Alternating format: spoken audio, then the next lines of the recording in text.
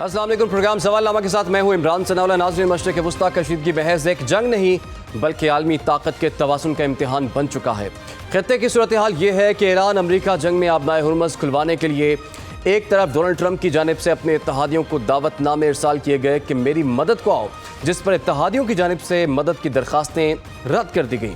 برطانیہ، France, Australia, Japan, جنوبی Korea اور چین نے امریکہ کی مدد کی درخواست رد کی ہے، جس کے جواب میں امریکی صدر ڈونلڈ ٹرمپ نے رد عمل دیتے ہوئے کہا کہ ہمیں کسی مدد کی ضرورت نہیں، لیکن نیٹو احمقانہ غلطی کر رہا ہے، لہٰذا اگر اتحادی پیچھے ہٹ رہے ہیں تو یہ اس بات کی نشانی ہے کہ امریکہ کو غیر معمولی مزاحمت کا سامنا ہے، مگر یہ کہنا کہ وہ مکمل طور پر اکیلا ہے قبل از وقت ہوگا۔ اصل سوال یہ ہے کہ کیا امریکہ بغیر مضبوط عالمی حمایت کے اس کشیدگی کو سنبھال سکتا ہے؟ آبنائے ہرمز کی بندش عالمی معیشت اور امریکی اثر و رسوخ دونوں کے لیے بڑا چیلنج بنتی نظر آ رہی ہے، کیونکہ یہ توانائی کی شیرگ ہے۔ جو کینٹ جیسے عہدیدار کا استعفیٰ اندرونی اختلافات کی علامت ضرور ہے، مگر کیا یہ اختلاف پالیسی بدلنے تک جاری رہے گا؟ امریکہ کی قومی سلامتی کونسل کے سیکریٹری علی لاریجانی، امریکہ اور اسرائیل کے حملے میں شہادت کی بات کی جائے تو ایران کی قیادت کو نشانہ بنانا بظاہر دباؤ بڑھاتا ہے، لیکن اس سے مزاحمت قومی یکجہتی بھی جنم لے سکتی ہے۔ سوال یہاں پر یہ ہے، کیا ایران شخصیات پر کھڑا ہے یا نظریے پر؟ داخلی طور پر وقتی عدم استحکام ممکن ہے، مگر عوامی رد عمل یا تو یکجہتی ہوگا یا پھر معاشی دباؤ کے خلاف بے چینی۔ سفارتی سطح پر ایران اسرائیل کشیدگی خطرناک حد تک بڑھ چکے ہیں، جبکہ پاکستان محتاط توازن کی پالیسی اپنائے ہوئے ہے۔ کیا پاکستان اس جنگ میں ثالثی کا کردار ادا کر سکتا ہے؟ کیونکہ ابتدا میں ایسی جنگیں مختصر سمجھی جاتی ہیں، مگر یہ طویل بھی ہو سکتی ہے، اور جتنی طویل ہوگی اتنا ہی خطے کو بشمول پاکستان کو متاثر کر سکتی ہے۔ ایسے میں پاکستان کی خارجہ پالیسی کیا ہونی چاہیے، اسی پر بات کریں گے۔ میں جوائن کر لیا ہے سابق سفیر جوہر سلیم صاحب نے۔ جوہر صاحب، آپ کا شکریہ۔ جوہر صاحب، کہا یہی جا رہا تھا کہ یہ ایک مختصر جنگ ہوگی اور ہونی بھی چاہیے، لیکن اب یہ تیسرا ہفتہ جو ہے اس جنگ کو مکمل ہونے لگا ہے۔ آپ کو لگتا ہے کہ امریکہ کی مس کیلکولیشن اس میں سامنے آئی ہے، اور جس طرح سے استعفے سامنے آ رہے ہیں کوئی ایگزٹ پالیسی امریکہ کی نہیں تھی، امریکہ خود بھی مشکلات کا شکار ہے اب؟ جی، مس کیلکولیشنز تو دونوں طرف سے ہوئی ہیں۔ ابھی دیکھیں، پرسوں ہی میں نے اپنے کامنٹس میں کہا تھا میڈیا کو کہ میں ایکسپیکٹ کر رہا ہوں کہ یہ دوبارہ سے جو ہے نا اسیسینیشن سٹرائکس کی طرف جائیں گے، یعنی کہ ٹارگیٹڈ اسیسینیشنز کا ایک فیز اور ہوگا۔ علی لاریجانی جو بہت ہی اہم ہے، بیکاز وہ سیکرٹری تھے نیشنل سیکورٹی کاؤنسل کے، اور لٹرلی وہ ڈے ٹو ڈے رننگ جو ہے ایران میں وہی کر رہے تھے وہ اس وقت، کیونکہ مجتبیٰ خامنہئی جو ہے وہ تو ظاہر اس وقت انجرڈ ہیں، ابھی ریکور کر رہے ہیں، تو وہ زیادہ وہ جن کے اوپر ہی تھا۔ پھر ساتھ ہی ساتھ انہوں نے وہ جنرل سلیمانی جو کہ باصف کے کمانڈر ہیں، ان کو بھی اسیسینیٹ کیا۔ اور وہ دیکھیں بریگیڈیئر جنرل سلیمانی جو ہیں وہ 4.5 لاکھ کی یہ باصف ہے، اور باصف ہی ساری جو انٹرنل سیکورٹی ہے اس کی مین ذمہ داری ساری باصف کے اوپر ہی ہے۔ تو اسی طرح اور بھی انہوں نے کوئی 5-6 لوگوں کو ساتھ ہی اسیسینیٹ کیا اس لیٹسٹ جو فیز میں۔ تو ایرانینز بھی دیکھیں، یہ تو ایکسپیکٹ نہیں کر رہے تھے بالکل شروع میں بھی کہ وہ جس طرح انہوں نے ساری لیڈرشپ کو ان کی شروع میں ایک بڑے حصے کو وائپ آؤٹ کیا تھا، اور پھر یہ دوبارہ سے بھی اگر وہ اپنی انہوں نے کیپیسٹی دکھائی ہے امریکنز نے اور اسرائیلیز نے۔ دوسری طرف امریکنز بھی یہ ایکسپیکٹ نہیں کر رہے تھے کہ جو ایران کی ریٹیلیشن ہے وہ اتنی زیادہ ہمہ گیر ہوگی۔ ان کا خیال تھا کہ وہ اسرائیل پہ زیادہ فوکس کریں گے، یا چلے ہم ان کے ملٹری بیسز پہ اٹیک کریں گے، پر ایران نے ساتھ ہی ملٹری بیسز کے ساتھ ساتھ وہ خلیجی ممالک جو ہیں ان کے باقی انفراسٹرکچر پہ بھی اٹیکس کیے، اور ساتھ ہی ساتھ آبنائے ہرمز جو ہے اس کو بھی بند کر دیا۔ اب وہ ایکسپیکٹڈ تو تھا، لیکن اس میں یہ ایک مس کیلکولیشن یہ تھی کہ امریکن سائڈ پہ کہ ان کا خیال تھا کہ وہ اس کو دوبارہ سے کھول سکتے ہیں بہت جلدی۔ وہ اتنا آسان نہیں ہے، بیکاز یہ جو آبنائے ہرمز ہے اس کی سائڈ پہ ظاہر ہے کہ اس کے کوسٹ لائن ساری ایران کی ہے ایک طرف سے، اور اس میں ان کے لیے بہت ہی آسان ہے، بالکل معمولی ہتھیاروں سے بھی، وہ جو فاسٹ بوٹس ہیں یا مائنز ہیں، یا پھر صرف کنارے سے ہی وہ صرف جو ڈرونز فائر کر کے یا راکٹس فائر کر کے بھی اس کو بند رکھ سکتے ہیں، کیونکہ جو یوز آف فورس ہے، جو threat of use of force ہے، وہی کافی ہے اس کو بند کرنے کے لیے۔ تو لیکن ساتھ ہی ساتھ میں یہ سمجھتا ہوں کہ دیکھیں، میں پہلے بھی کہہ چکا ہوں اپنے کامنٹس میں، ابھی پھر کہہ رہا ہوں کہ جنگ یہ جتنی طویل ہوتی جائے گی وہ ایران کے لیے مشکل پیدا کرے گی، بیکاز دیکھیں آلریڈی ان کی نیوی انہوں نے خاصی حد تک تباہ کی ہے، ان کی ایئر فورس جو ہے تھوڑی بہت جو رہ گئی تھی وہ بھی تباہ کی ہے، ایئر ڈیفنس تباہ کیے ہیں، ان کی میزل جو ہے انفراسٹرکچر جو ہے میزلز کا اور ڈرونز کا اس کو بھی خاصا ڈیمیج کیا. جس طرح شروع میں جو ایران کی کیپیسٹی تھی میزائلز اور کرنے کی، اب اس سے کوئی شاید میرے خیال ہے کم از کم 5-6 گنا کم ہے اس وقت. ساتھ ہی ساتھ وہ ڈرونز کے لیے وہ جو لے کے آئے ہیں انٹرسیپٹر ڈرونز وہ لے آئے ہیں یوکرین سے. اس وقت 200 کے قریب یوکرینینز وہاں پہ جو ہے نا اس وقت ملٹری بیسز میں اور خلیجی ممالک میں ہیں جو کہ ایکسپرٹس ہیں ڈرونز کو روکنے کے. تو آنے والے دنوں میں اس کا امپیکٹ جو ہے ایران کی ریٹیلیشن کا وہ بھی کم ہونا شروع ہو جائے گا. اب میں جو ایکسپیکٹ کر رہا ہوں آگے، میرا یہ اندازہ ہے کہ آگے شاید کوئی اسپیشل آپریشنز جو ان کے اسپیشل آپس ہوتے ہیں امریکہ کے، جو ان کے بیسیکلی کمانڈوز آپ سمجھ لیں ہوتے ہیں، اسپیشل فورسز ہوتی ہیں، ان کے ذریعے وہ کچھ ایکشنز کریں گے. کیا وہ ایکشنز تہران میں کریں گے یا ان کے نیوکلیر مواد جو ہے 450 کلو گرام کے قریب 60% افزودہ یورینیم جو ہے جی جی وہ ابھی ایک بڑا مسئلہ ان کے حساب پوائنٹ آف ویو سے، امریکہ اور اسرائیل کے پوائنٹ آف ویو سے بھی باقی ہے. تو کوشش کریں گے وہ شاید اس کو بھی سیز کرنے کی یا تباہ کرنے کی آنے والے دنوں میں. یہ بھی ہو سکتا ہے وہ اسپیشل جو آپس ہیں یا اسپیشل فورسز ہیں ان کو استعمال کریں یہ کوسٹ لائن پہ اس کی اپنے ہرمز کی، کہ یہاں پہ جو ایران کی وہ جو ہے کیپیسٹی اس کو کمزور کریں، اس کو بند کرنے کی. لیکن ساتھ ہی ساتھ میں یہ بھی سمجھتا ہوں کہ اپنائے ہرمز کو بند کرنا جو ہے وہ نقصان اس کا دیکھیں ڈائریکٹ امریکہ کو تو اتنا زیادہ نہیں ہے، صرف آئل کی قیمتیں بکیز امریکہ کے پاس تو اپنا تیل ہے، اپنی گیس ہے. اس کا نقصان کس کو ہے؟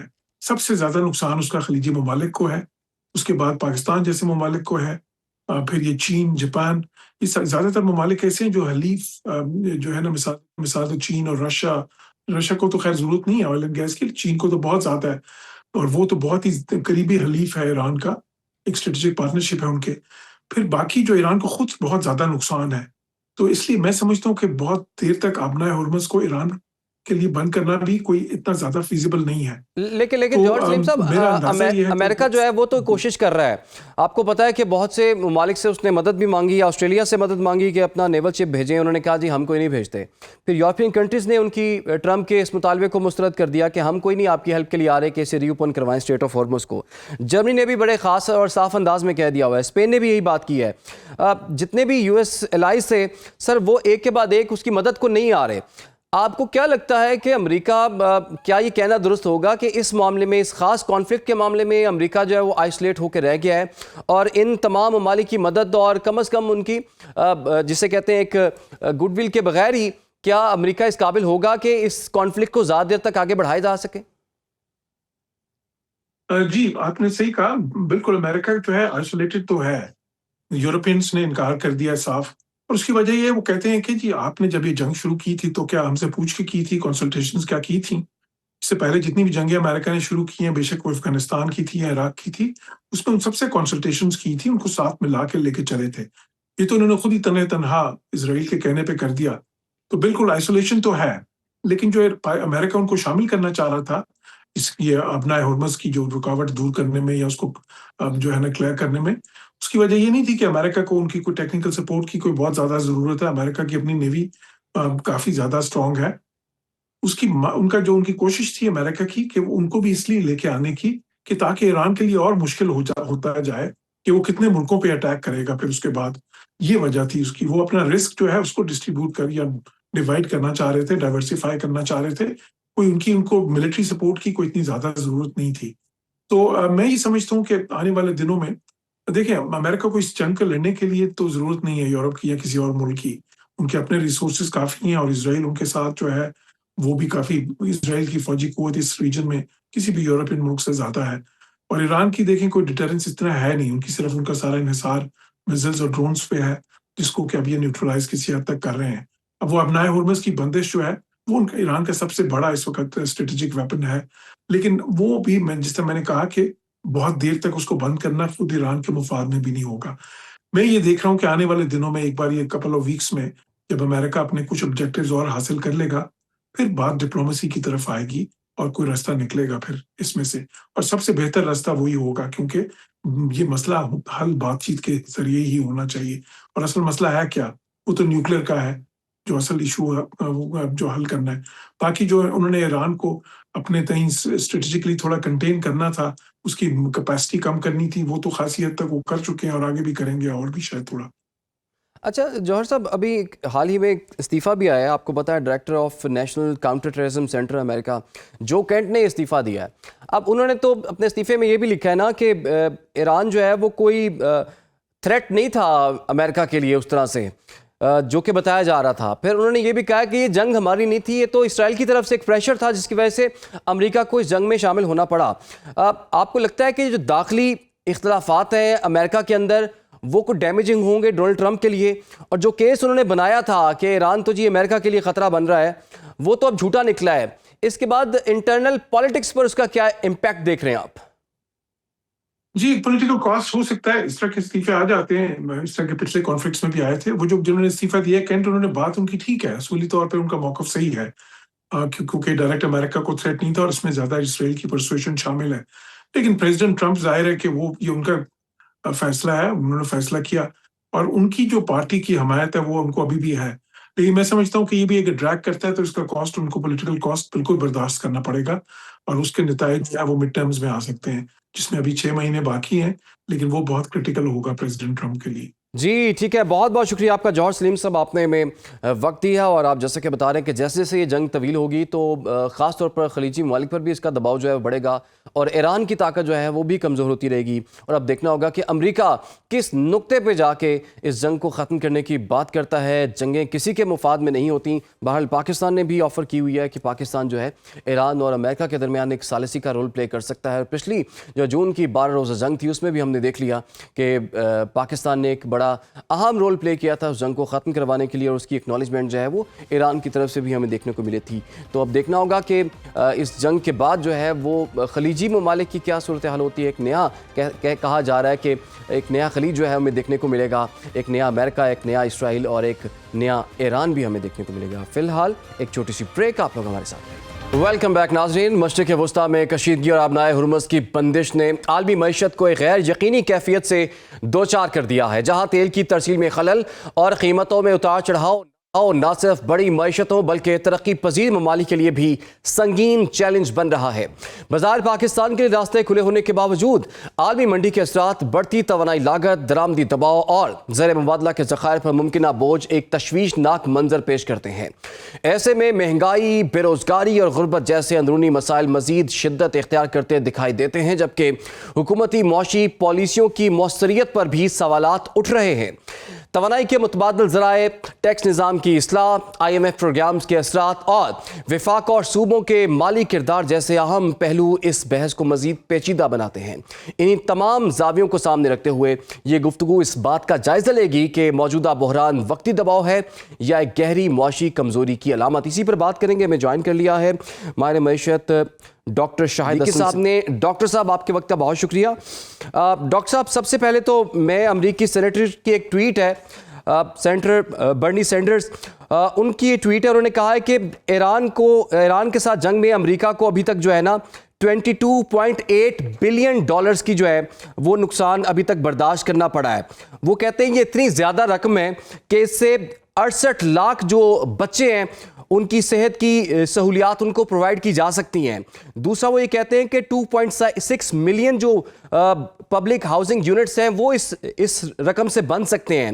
پھر وہ بتاتے ہیں 2,40,000 ٹیچرز جو ہیں وہ اس سے ہائر کیے جا سکتے ہیں۔ تو امریکہ نے یہ جنگ تو چھڑی، اس کے معاشی اثرات نہ صرف امریکہ پہ آنا شروع ہوئے ہیں بلکہ پوری دنیا میں اس کے اثرات پھیل رہے ہیں۔ اب تو اس کے اثرات یورپ پر بھی پہنچنا شروع ہو گئے ہیں اور برطانیہ میں بھی پیٹرول بڑھ گیا ہے۔ حاصل اس سے کچھ نہیں ہوا۔ یہ جنگیں بین الاقوامی معیشت کو کس طرح سے متاثر کرتی ہیں سر؟ بہت شکریہ آپ کا، آپ نے بہت عام نکات اٹھائے ہیں۔ دیکھیے بات یہ ہے کہ امریکہ نے اور اسرائیل نے جو ایران پر حملہ کیا ہے یہ ایک سوچے سمجھے منصوبے کے تحت ہے۔ یہ ان کا اپنا فیصلہ ہے، بہت سوچ سمجھ کے کیا ہے، اور اس کے لیے ان کے مالی نقصان کی کوئی اہمیت نہیں ہے۔ اس لیے کہ میں تو شروع سے یہ کہہ رہا ہوں کہ یہ جو وقت ہے 9/11 کے بعد جو امریکہ نے دہشت گردی کی جنگ شروع کی تھی، یہ اس کا سب سے اہم اور سب سے فیصلہ کن دور ہے۔ اس میں امریکہ کا جو پہلا مقصد ہے وہ یہ ہے کہ خدا نخواستہ اسرائیل، گریٹر اسرائیل کا جو ان کا منصوبہ ہے اس میں رنگ بھرا جائے۔ اور یہ بات بالکل واضح ہے کہ جو ہمارے برادر اسلامی ملک ہیں مشرق وسطیٰ کے، وہ بھی اس بات کو اچھی طرح سمجھتے ہیں کہ یہ جو گریٹر اسرائیل کا منصوبہ ہے انہی کے کچھ علاقوں کو چھین کر جو ہے دیا جائے گا. ان کو اس خطرے کا پوری طریقے سے احساس ہے, نمبر ایک. دوسرا ان کا مقصد یہ تھا کہ ایران جو ایک بہت بڑی رکاوٹ ہے جو ہے وہ امریکہ کے استعماری مقاصد اور گریٹر اسرائیل کے لیے, اس کو تباہ کرنے کی کوشش کی جائے ممکنہ حد تک. اس کے لیے وہ ہر حد تک جانے کے لیے تیار تھے, اور آج بھی انہوں نے اس حد تک شکست اپنی مان لی ہے کہ وہ ایران میں رجیم چینج کرنے کے لیے میں ناکام ہو گئے, اور ایران کی جو عوام ہے وہ بہت زیادہ جو ہے وہ پاکستان اپنے حکومت کے ساتھ ہیں, اور مسلم امہ جن کے اسلام سے بھی اختلافات تھے وہاں کے عوام بھی اب ایران کی حمایت کر رہے ہیں. یہ بالکل واضح طور پر آ گئی. لیکن ایک اور بھی مقصد ہے اس کا, ایک اور مقصد یہ ہے کہ وہ یہ چاہتے تھے, یار یہ پہلے سے طے شدہ منصوبہ تھا جو میں جولائی 2021 سے کہہ رہا ہوں کہ امریکہ نے جب افغانستان سے فوجیں ہٹائی تھیں تو ایک اس کو فتح مبین کہا تھا لیکن ہمارے پاکستان میں, لیکن میں نے اسی وقت کہا تھا کہ یہ ایک سازش ہے اور یہ جو ہے طالبان کے ساتھ مل کے کی گئی ہے مفاہمت کے ساتھ, اور انہوں نے دانستہ کئی ارب ڈالر کے وہاں پر ہتھیار چھوڑ دیے ہیں تاکہ وہ ہتھیار افغانستان طالبان کو ملیں اور افغان حکومت کو ملیں, اور پھر وہ بھارت کی مدد سے پاکستان میں دہشت گردی کرائیں. یہ میری تحریریں 2021 سے موجود ہیں اور آج تک ہیں, وہی آج بھی ہو رہا ہے. اب ہمیں اس پس منظر میں دیکھنا ہے کہ امریکہ نے جو توقعات تھیں اس کو, وہ یہ تھی کہ ایران سے شاید اتنی مزاحمت کی توقع نہیں تھی, وہ ان کی توقع سے بہت زیادہ یہ اسلامی جمہوریہ ایران کی حکومت اور عوام نے جو ہے شہید ہونے کے جذبے کے ساتھ جنگ لڑی ہے, اور وہ لڑ رہے ہیں, وہ ہتھیار نہیں ڈالیں گے. دوسری طرف امریکہ کو یہ توقع تھی کہ یورپین یونین کے کچھ ممالک اور جاپان وغیرہ ان کی مدد کریں گے, لیکن وہ اس جنگ میں آنے کے لیے تیار نہیں ہیں. یہ بھی ایک بہت بڑا جھٹکا لگا. لیکن جب آپ پاکستان کی بات کرتے ہیں تو یہ طے شدہ امر ہے کہ اگر وہ خدا نخواستہ ان دو مقاصد میں کامیاب ہو جاتے ہیں تو آنے والے برسوں میں ان کا اثر حدت ہوگا وہ اسلامی جمہوریہ پاکستان جو ایک دنیا کی طاقتور فوج جو آبادی کے لحاظ سے دنیا کا جو ہے وہ 5واں بڑا ملک اور بہترین میل وقوع جس کی سرحدیں چین سے ملتی ہیں مغرب میں, جس کی ایران سے ملتی ہیں, جس کی افغانستان سے ملتی ہیں, جو چین کا دوست ہے, جس کی افواج جوہری قوت ہے اور اس میں اتنی صلاحیت ہے کہ امت مسلمہ کے ساتھ مل کے اسلام کا ریوائول کر سکتا ہے, یہ الٹیمیٹ ہدف ہوگا. لیکن آج جو ہم خطرات کی بات کر رہے ہیں, اصل خطرہ جب شروع ہوگا پاکستان کے لیے اور دنیا کی معیشت کے لیے وہ ہوگا جب یہ جنگ ختم ہو جائے گی. اس لیے میں بات کر رہا ہوں پوری ذمہ داری سے کہ دیکھیے ایران نے جو ہے جب ایران پر حملہ ہوا تو ایران نے ظاہر بات ہے ان اسلامی ملکوں پر جہاں پہ امریکی اڈے وہاں حملے کیے, لیکن یہ مسلمان ملک اچھی طرح سمجھتے ہیں کہ اگر خدا نخواستہ ایران کو نقصان ہوا تو وہ خود ان کا نقصان ہوگا, اس لیے کہ ان کے علاقے چھینے جائیں گے. تو وہ اسی لیے بہت زیادہ ریئیکشن نہیں دکھا رہے. ایران کی کامیابی پاکستان کی کامیابی ہوگی, مسلمہ کی کامیابی ہوگی, لیکن اصل چیز ہوئی ہے وہ یہ ہوئی ہے کہ ہمارے برادر ملک مشرقی وسطیٰ کے اب یہ سمجھ گئے ہیں کہ امریکہ اسرائیل کے معاملے میں ان کی مدد نہیں کرے گا بلکہ ان کا دشمن ہے. ان کو مایوسی ہوئی ہے, تو وہ جو بھی بڑی سرمایہ کاری کرنا چاہ رہے تھے امریکہ میں اس پر وہ اب دوبارہ غور کر رہے ہیں, لیکن ان کے پاس کوئی راستہ نہیں ہے کہ اس پیسے کو کہاں لے کے جائیں. بالکل ڈاکٹر صاحب آپ نے بالکل ٹھیک کہا ایک ملک ہو سکتا ہے مشرق وسطیٰ کے ممالک کو سمجھ تو آ گئی ہے کہ امریکہ کے جو اڈے ہیں اس مشرق وسطیٰ میں وہ ان کی حفاظت کے لیے تو نہیں ہیں. دوسرا ان کے پاس تو آئل تھا, آئل بیچتے تھے, اب وہاں پہ بھی ان کو نقصان ہو رہا ہے. یہ بتائیے پاکستان میں جو اس کا ایفیکٹ ابھی ہمیں ریسنٹلی بھی نظر آیا 55 روپے پیٹرول کی قیمتوں میں اضافے کے بعد, پھر اب دوسری دفعہ بھی قیمتوں میں اضافہ ہونے جا رہا ہے. پاکستان ان اثرات سے کس طرح سے اپنے آپ کو محفوظ رکھ سکتا ہے, یا پاکستان کے پاس اب متبادل آپشنز کیا ہے معاشی طور پر؟ دیکھیے میں آپ کو پہلے بھی بتا دوں, پہلے بھی میں نے اشارہ دیا تھا کہ پاکستان یہ جب تک جنگ چند ہفتے چلے گی الٹیمیٹلی اس جنگ نے ختم ہونا ہے اور ایران نے سرنڈر نہیں کرنا ہے. یہ وقت گزر جائے گا, اس لیے کہ ایران بھی پاکستان کو سپورٹ کر رہا ہے. آئل کے معاملے میں ہمارا جہاز انہوں نے گزار دیا.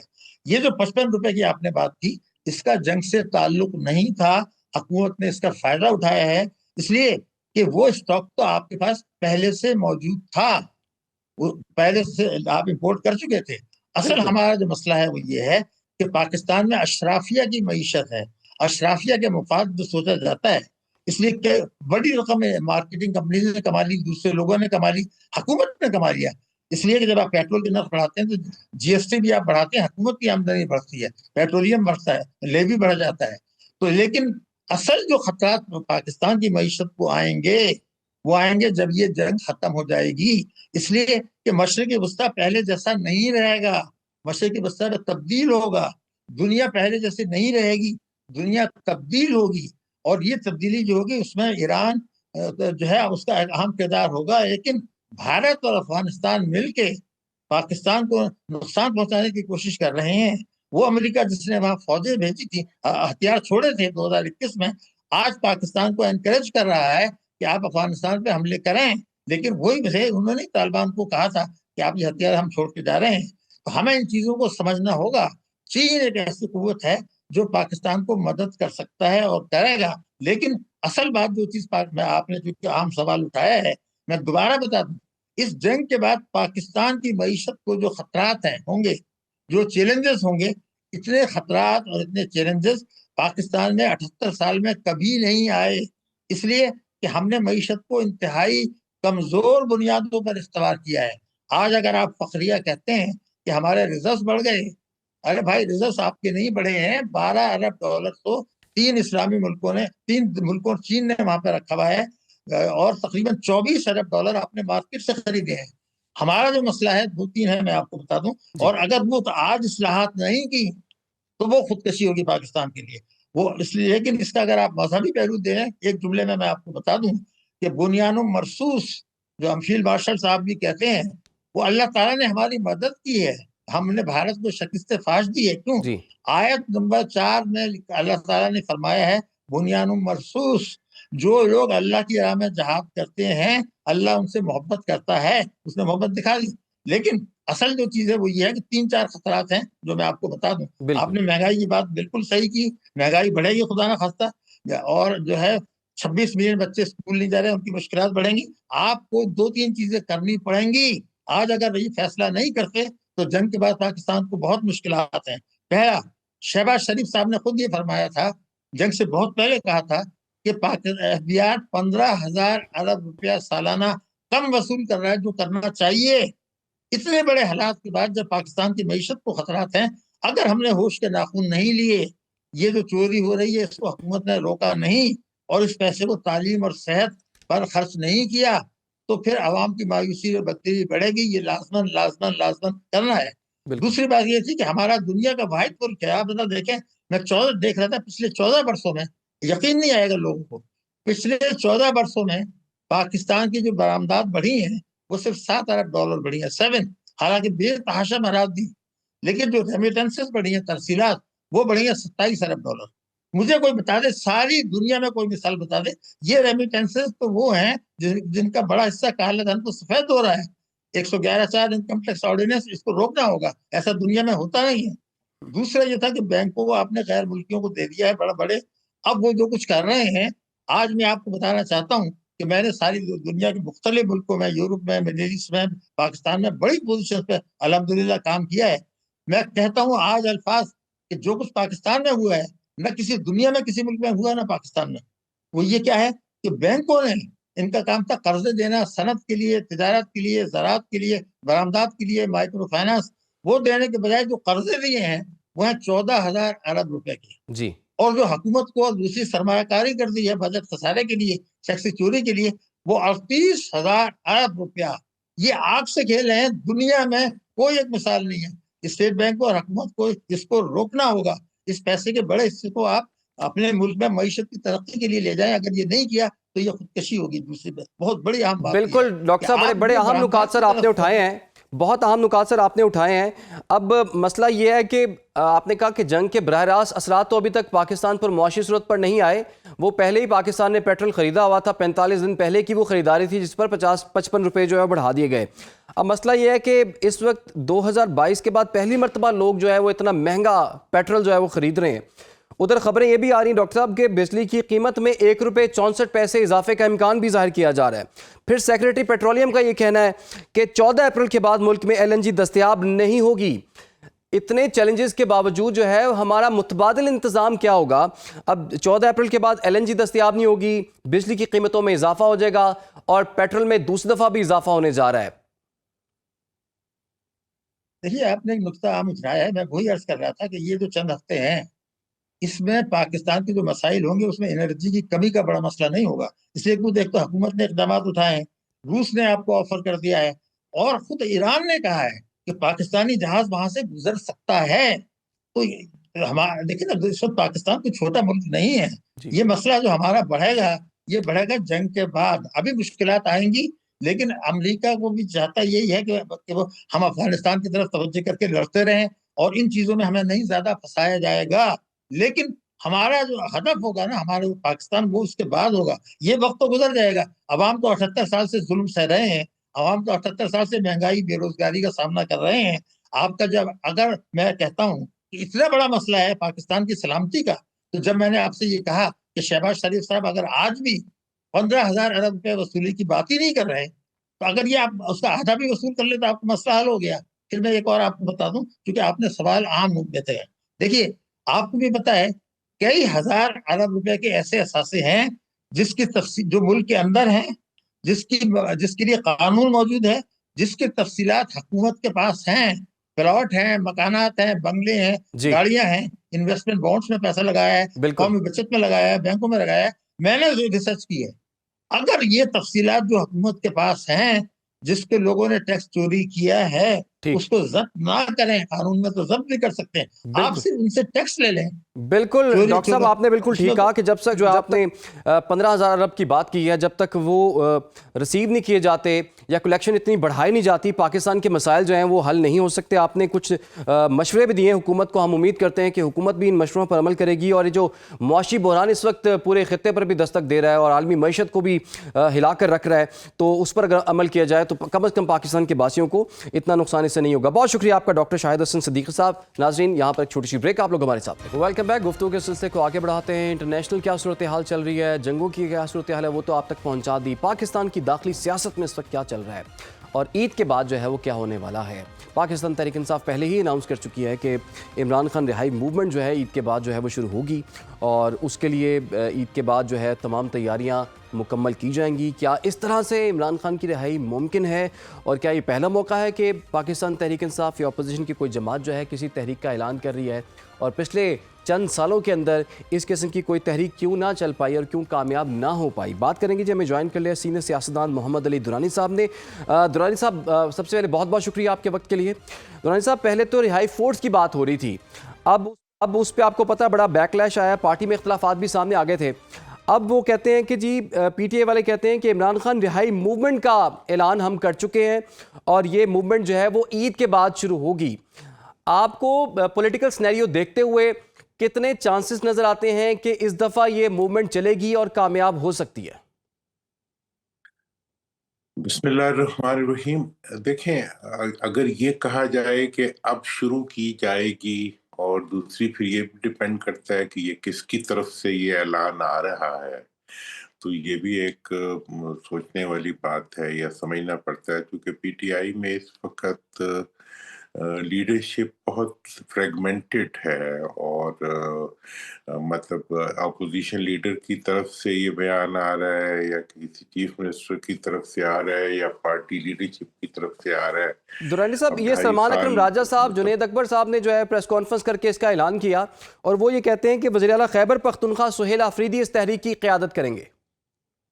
ٹھیک ہے، تو اگر اس طرح کی کوئی قیادت ہوتی ہے اور وہ لے کے چلتے ہیں، اب تحریک مجھے چونکہ تحریک کے خد و خال تو اس وقت ہے نہیں کہ جس کا سمجھ آئے، میں سمجھتا ہوں کہ اس وقت تو اگر پی ٹی آئی کوئی تحریک چلا سکتی ہے یا جس کو چلانی چاہیے، وہ تو ایک سیاسی تحریک ہے، جس کے نتیجے میں عمران خان صاحب کی رہائی کا مطالبہ بھی کیا جائے اور اس کے لیے ایک راہ بھی ہموار کی جائے۔ اس کے علاوہ کوئی تحریک پرتشدد تحریک وہ تو اس وقت چلنا کے امکانات پہلے بھی نہیں تھے، ابھی بھی نہیں، اور سیاسی پارٹیوں کے لیے یہ چیز ممکن بھی نہیں ہوتی۔ باقی خان صاحب کی رہائی کا جہاں تک تعلق ہے، وہ تو ہر کوئی چاہتا ہے کہ ان کو رہا ہونا چاہیے، اور جو سیاسی عمل ہے اس کے اندر ریکنسیلیشن ہونی چاہیے اور بہتری لانی چاہیے، لیکن حکومت جو ہے یقینی طور پر وہ اس وقت رہائی اور ریکنسیلیشن دونوں کے لیے ذہنی طور پہ تیار نہیں ہے، کیونکہ وہ سمجھتی ہے کہ اگر رہائی ہوگی یا اس طرح ایسا کوئی بھی عمل جس کے نتیجے میں ریکنسیلیشن شروع ہو، تو وہ خود irrelevant ہو جائیں گے، کیونکہ ان کی تو اس وقت بقائی اس ایشو پہ ہے کہ وہ کس حد تک ہیٹ پیدا کر کے رکھتے ہیں اور کس حد تک جو ہے وہ اپوزیشن کے ساتھ ٹکراؤ میں رہتے ہیں، تاکہ ان کے جو اپنی نان پرفارمنس ہے یا ان کی جو بیڈ گورننس ہے اس کی طرف توجہ نہ جائے۔ تو اس لیے یہ اس وقت حکومت یقینی طور پر کسی تحریک کو یا کسی رہائی کو یا کسی ریکنسیلیشن کو لے کے نہیں چلنا چاہ رہے۔ دوسری طرف پی ٹی آئی کی طرف سے بھی جو رویے ہے اس میں بڑی متضاد خبریں آ رہی ہیں کہ وہ بھی خود ان میں سے لوگ ریکنسیلیشن کی باتیں کرتے ہیں، خود ہی جو ہے وہ تحریک کی باتیں بھی کرتے ہیں، آگے سخت بات کرتے ہیں، پیچھے جا کے نرم بات کرتے ہیں، ملتے بھی ہیں۔ تو اس وقت مجھے تو لگتا ہے کہ جو اصل تحریک ہے اس کا تو سارا ذمہ داری عوام پہ چلی گئی ہے یا خود عمران خان صاحب پہ چلی گئی ہے جو جیل میں ہے، اچھا، باہر بیٹھے ویسے لوگ دورانی کوئی صاحب، بہت اس سے زیادہ۔ پہلے بھی کچھ کال جو ہیں وہ دی گئی ہیں، لاک ڈاؤن کی آپ کو پتہ ہے کال دی گئی تھی اور 8 فروری کو دی گئی تھی، وہ بھی 8 فروری بھی گزر گیا۔ اس سے پہلے آپ کو پتہ ہے کہ تمام جو اپوزیشن کی جماعتیں ہیں انہوں نے احتجاج بھی کرنا تھا، اور ایک دن ہی وہ اسلام آباد کے کسی شاہراہ پر وہ واک کر کے وہ لوگ چلے گئے۔ اب دوبارہ سے ایک رہائی موومنٹ جو ہے وہ اناؤنس کر دی گئی ہے۔ اگر اس کی ٹائمنگ دیکھی جائے تو آپ کیا کہیں گے، کیا عید کے بعد یہ کوئی مناسب ٹائم ہوگا خاص طور پر اپوزیشن کے پوائنٹ آف ویو سے کہ کوئی تحریک چلائی جائے اور پھر وہ کامیاب ہو؟ دیکھیں اس وقت جو وقت ہے، وقت کا تو اس وقت دیکھیں کتنے بڑے بڑے حالات ہو رہے ہیں، ایک جنگ کی کیفیت ہے چاروں طرف ملک کے، اور اس کے اندر بہت زیادہ ایک مطلب جسے کہتے ہیں کہ دنیا بھر کے اندر جو ہے ایشوز ہیں، پھر فیول پرائسز کے ایشوز ہیں، تو یہ جو ساری صورت پھر ایک افغانستان کے ساتھ ایک ٹکراؤ کی کیفیت بنی ہوئی ہے۔ اس دوران تحریک اگر چلے گی تو ہاں، اگر وہ کوئی اس کے خط و خال دیں کہ تحریک کیا ہے، تحریک چلائیں گے۔ اب مجھے آپ بتائیں کہ آپ کو کیا سمجھ آ رہا ہے کہ یہ کیا تحریک ہوگی جو چلے گی؟ مطلب وہ پیدل چلے گی، گاڑی پہ چلے گی، موٹر سائیکل پہ چلے گی، کس پہ چلے گی؟ تحریک تو اس وقت اس کے خط و خال دینے پڑیں گے، پی ٹی آئی کو بتانا پڑے گا کہ وہ کیا تحریک چلا رہے ہیں، عوام سے کیا توقع رکھتے ہیں، عوام ان سے کیا توقع رکھے۔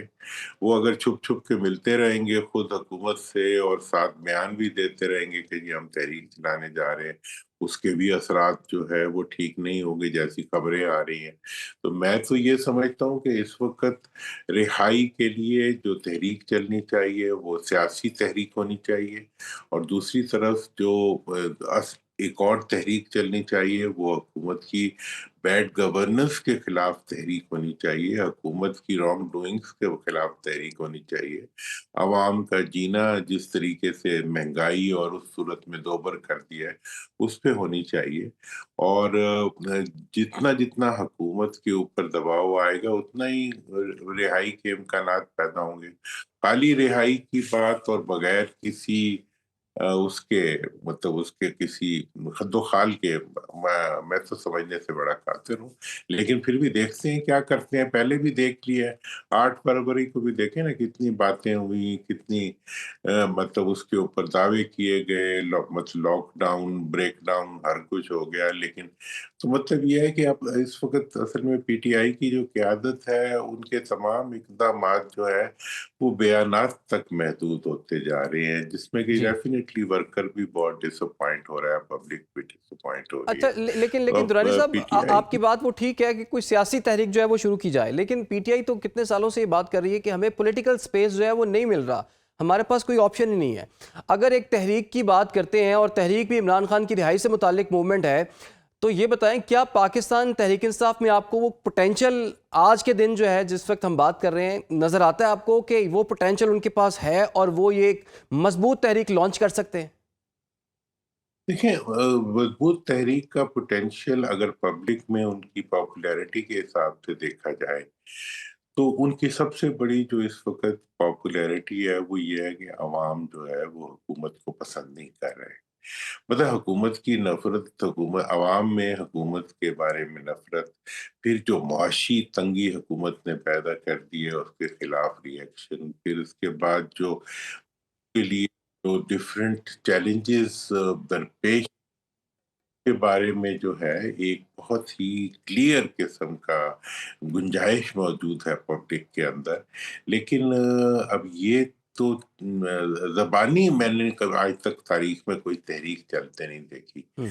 तो ये मेरा ख्याल ये है कि ये सिर्फ सोचने की कोई तहरीक चलाते तो है, लेकिन कुछ करते नहीं है, बोलते भी तो नहीं है ना। मतलब देखें ना जी, अभी इतने इश्यूज हैं पब्लिक के, तहरीकें तो पब्लिक के इश्यूज पे चलाई जाती हैं ना, तो वो तो कोई नहीं चल रही। इनका सबसे बड़ा इश्यू ये है कि इन्होंने ज़बानी बात करके अपने वर्कर को मुतमईन करना है कि ये कुछ कह रहे हैं, क्योंकि वो 100 गज मारना है, गज नहीं फाड़ना है, तो फिर उस सूरत में तो मैं कुछ नहीं कह सकता। लेकिन ये है कि अगर तहरीक चलानी हो तो पॉलिटिकल स्पेस तो हर वक्त मौजूद हो। देखिए, अब जो बयान ये दे रहा है कि हम तहरीक चलाएंगे, तो वो तहरीक चलाने के बयान के साथ तहरीक चला क्यों नहीं देते? पॉलिटिकल तहरीक तो इश्यूज को आइडेंटिफाई करने की जी। तहरीक होती है और अवाम के इश्यूज पे तहरीक चलती है। तो अच्छा अब इसके लिए अच्छा बहरहाल अब ये एक बड़ा जी। मुश्किल सा अच्छा दुरानी साहब, फैसला ये है भी कि बताइएगा इंसान सर। ये कहे कि इनकी तहरीक चलेगी या नहीं चलेगी। मैं तो कहता हूँ इस वक्त का सवाल ये है जो कि टाइम पे छोड़ना चाहिए कि ये तहरीक चलाएंगे कि नहीं चलाएंगे। अच्छा, आपको ये लगता है कि तहरीक चलेगी या नहीं चलेगी? वज़ीर आला खैबर पख्तूनख्वा सुहेल आफरीदी, जो इश्क़ इमरान में हमेशा बात करते हैं कि मैं मरना चाहता हूँ, फिर उन्होंने पहली अपनी तकरीर में आपको पता है कि जो असम्बली में उन्होंने की थी, मैं एहतजाजी सियासत का चैम्पियन हूँ। अभी तक तो उनकी परफॉर्मेंस को आप क्या रेट करेंगे? अभी तक तो वो एक मुलाकात नहीं कर सके इमरान खान साहब से, और वो तहरीक भी कोई खातिर खा शुरू नहीं कर सके, और जो उम्मीदें उनके साथ वाबस्ता थीं और उनकी परफॉर्मेंस के हवाले से आप क्या उन्हें रेट करेंगे अब तक? देखिए, मैं तो उनके रेफरेंस से ये समझता हूँ कि वो उन्हें चाहिए, उनके जो एक्शंस हैं इस वक्त, इक़दामात हैं, इक़दामात में तो एक अच्छा उन्होंने माहौल को कूल डाउन किया है और गवर्नमेंट के साथ वो भरपूर ताउन कर रहे हैं और हर किस्म की मुआवनत कर रहे हैं, और जो कि उनकी जिम्मेदारी भी है, इसमें बुराई नहीं है बल्कि ये एक अच्छी बात है। तो अब उनकी जो गुफ्तगू और उनके इक़दामात जो हैं उनमें बहुत तफावत है, डिफरेंस है। और पीछे अली अमीन साहब का जहाँ तक ताल्लुक था, वो तो खैर सख्त बात भी करते थे और उन्होंने इक़दामात भी काफ़ी सख्त उठाए। तो इनकी तरफ से गुफ्तगू तो इश्क और जीने और मरने की है, लेकिन प्रैक्टिकली इक़दामात में तो सिर्फ मतलब ऐसी कोई चीज़ नज़र नहीं आ रही। और ये बात, और हुकूमती जो लोग हैं उनकी तरफ से भी इत्मीनान की इत्तलात आ रही हैं कि जी मतलब वो अच्छा ताउन कर रहे हैं तमाम मामलात के अंदर हुकूमत के साथ, और हर चीज़ में उनका एक अच्छा माहौल है। तो अगर अच्छा माहौल उन्होंने बनाया हुआ है तो उस अच्छे माहौल के ज़रिए वो खान साहब की रिहाई की बात कर सकते हैं। लेकिन वो एक तरफ तो हुकूमत का माहौल अच्छा कर लेते हैं और अवाम के लिए वो तहरीक चला देते हैं। अब ये एक डाइकोटमी सी है जिसमें से कि जिसी वजह से कोई चीज़ आगे निकल नहीं पा रही मेरे ख्याल। अच्छा दुरानी साहब, आपने एफर्ट भी की थी बड़ी, और आप हमेशा कह रहे थे कि एक एतमाद साजी के लिए जो है ना, वो अगर कोट लखपत जेल में कुछ लोग जो है मौजूद हैं तो उनको आप रिहा कर दें और फिर बातचीत जो है वो शुरू कर ली जाए। लेकिन वो अब ईद आ गई और लेकिन वो भी अब कामयाब नहीं हो सकी, ये ईद भी उनकी अब अंदर ही गुजरेगी। کیا اب اگلی عید تک بات چلی گئی ہے یا کوئی چانس آپ کو نظر آتا ہے؟ کوئی آپ کو کوئی کہیں سے کوئی پازیٹیو رسپانس آپ کو لگا ہے کہ اب تو حکومت بھی اپوزیشن کو آپ کو پتہ ہے مذاکرات کی آفر ہی نہیں کروا رہی؟ کیا معاملہ ختم سمجھے ہم؟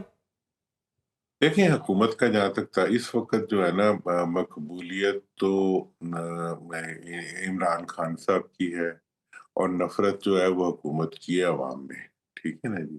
تو جہاں تک پی ٹی آئی کا جو موجودہ قیادت ہے، نہ وہ عمران خان صاحب کی مقبولیت کو ان کے حق میں استعمال کر پا رہی ہے، نہ ہی حکومت کی نفرت کو وہ حکومت کے خلاف استعمال کر پا رہی ہے۔ اس وقت تو لگتا تو ایسے ہے کہ عمران خان کی رہائی تو اسی وقت ہوگی جب حکومت ختم ہوگی، کیونکہ حکومت کے ہوتے ہوئے تو حکومت تو ان کو اگر رہا کرنے کی بات چیت بھی شروع کرتی ہے تو وہ خود میلٹ ڈاؤن ہو جائے گی، خود ختم ہو جائے گی۔ لیکن اب حکومت نے جو ہے وہ اس لیے حکومت کے ہوتے ہوئے آج اگر کوئی بات عوام سننا چاہتے ہیں تو وہ سننا چاہتے ہیں کہ ان کے اوپر جو آج مشکلات گزر رہی ہیں ان کے اوپر اپوزیشن کی ڈیوٹی ہے جی وہ بات کرے۔ تو اپوزیشن اس معاملے میں تو بات نہیں کرتی بلکہ حکومت کے ساتھ تعاون کرتی ہے، تو لہٰذا اس لیے ان کی بات کتنی با جی اثر ہے میرے لیے یہ ایک بہت بڑا مہمہ ہے۔ ٹھیک ہے جی، بہت بہت شکریہ آپ کا محمد علی درانی صاحب۔ اور درانی صاحب نے کہا ہے کہ لگتا ہی ہے جب تک یہ حکومت ہے عمران خان کی رہائی جو ہے وہ ممکن نہیں ہے، اور جب ان سے عمران خان کی رہائی موومنٹ کے حوالے سے پوچھا گیا تو انہوں نے کہا کہ ابھی تو دیکھنا پڑے گا کیا یہ موومنٹ شروع ہوتی ہے نہیں ہوتی ہے، اور یہ پہلا موقع نہیں کہ پاکستان تحریک انصاف یا اپوزیشن نے کسی موومنٹ کو شروع کرنے کی بات کی ہو۔ اب دیکھنا ہوگا کہ کتنا پریشر حکومت پر اس سے آتا ہے، اور کیا یہ وہی موومنٹ تو نہیں جو کہ 8 تاریخ کو بھی ایک لاک ڈاؤن، 8 فروری کو بھی ایک لاک ڈاؤن کیا گیا تھا، وہ بھی کوئی خاطر خواہ نتائج لے کر نہیں آیا تھا۔ پروگرام کا وقت ختم ہوا چاہتا ہے، اجازت دیجیے، اللہ حافظ۔